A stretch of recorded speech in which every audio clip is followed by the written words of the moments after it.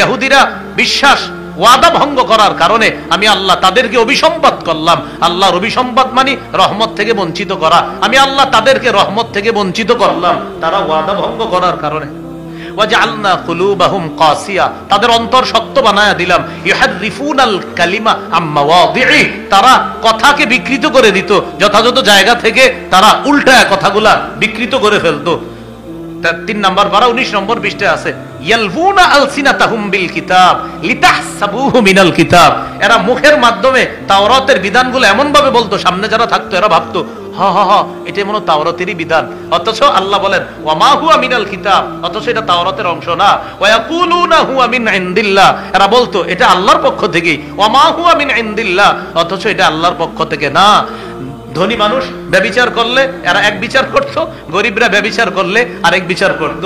এভাবে তারা তাওরাত বিকৃত করত। আল্লাহ তাআলা বলেন এই ওয়াদা ভঙ্গ করার কারণে আমি আল্লাহর নাজিলকৃত তাওরাত তারা বিকৃত করা, এটা আমার সাথে ওয়াদার খেলাফ করা। আমি আল্লাহ তাদেরকে অভিসম্পাত করলাম, আমি আল্লাহ তাদেরকে লানত করা মানে রহমত থেকে বঞ্চিত করলাম। আমরাও কিন্তু আল্লাহর সাথে ওয়াদাবদ্ধ। কোরআনের আদেশ নিষেধগুলা বাস্তবায়ন করা, এটাও কিন্তু আমরা ওয়াদাবদ্ধ। এটা আমরা ওয়াদাবদ্ধ, আমরাও কিন্তু এই ওয়াদার খেলাফ করা যাবে না। আল্লাহ আমাদের সকলকে যেই কোনো ওয়াদা আমরা যেন রক্ষা করতে পারি, আল্লাহ তৌফিক দান করেন। এবার একটা গুরুত্বপূর্ণ কথা, এটা সামনে যারা শ্রোতা ভাই আছে আমরা বলি মনে থাকবে। বলেন অন্যায়ের পক্ষপাতিত্ব করা খেয়ানত। অন্যায়ের পক্ষপাতিত্ব করা কি? আমাদের দেশে এমন একটা সময় আসতেছে সামনে, আপনি পক্ষপাতিত্ব করবেন, বুঝে শুনে করবেন, কিন্তু খেয়ানত করেন না, সাবধান। আপনি খেয়াল যে আমার দাদা করছে, আমার আব্বা করছে, এই জন্য আমিও করব না। আল্লাহর রাস্তায় খেয়ানত করেন না, অন্যায়ের পক্ষপাত আপনার দ্বারা যেন না হয়।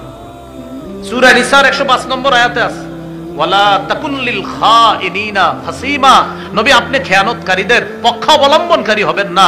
107 নম্বর আয়াত সূরা নিসার এখানে আছে ওয়ালা তুজাদিল আনিল লাযিনা ইখতানুনা আনফুসাহুম, যারা নিজেদের সাথে খেয়ানত করে নবী আপনি তাদের পক্ষে বাকবিতণ্ডা করবেন না।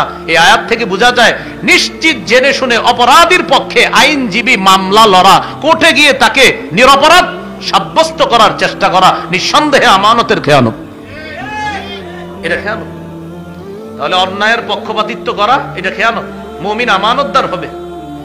এবার গুরুত্বপূর্ণ একটা কথা, এটাও একটু বলি সবাই। বলেন অযোগ্য ব্যক্তিকে যোগ্যতার আসনে বসানো খেয়ানত।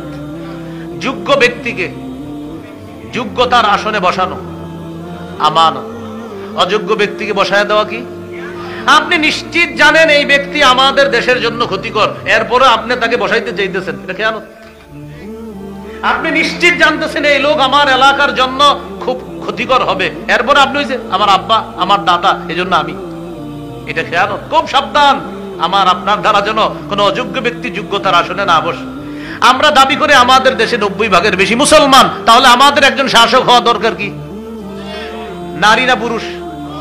অবশ্যই পুরুষ এবং মুসলমান, এবং যার 4টা কাজের যোগ্যতা আল্লাহ দান করবে এবং মৌলিকভাবে 10টি গুণ থাকবে, এমন একজন 10টি গুণে গুণান্বিত এবং 4টি কাজের যোগ্যতা রাখে এমন একজন আদর্শ রাষ্ট্র নায়ক যেন আল্লাহ আমাদের দেশে দান করেন। আমাদের ভাইরা কাজ করতেছে, ওসামা ভাই মাশাআল্লাহ কাজ করতেছে, দোয়া করি আল্লাহ তাআলা খেলাফতের স্বপ্ন নিয়ে আগাইতেছে। আমরা অবশ্যই সাহায্যকারী হিসাবে সহযোগিতা অবশ্যই করব, আমরা তাদের সাথে অবশ্যই থাকবো। আল্লাহ তাআলা যেন খুব শীঘ্রই আমাদের এই দেশে যেন আল্লাহ খেলাফত কায়েম, এটা যেন শুধু স্বপ্ন না হয়, আমরা যেন বাস্তবে দেখতে পারি ইনশাআল্লাহ। আল্লাহ তৌফিক দান করেন।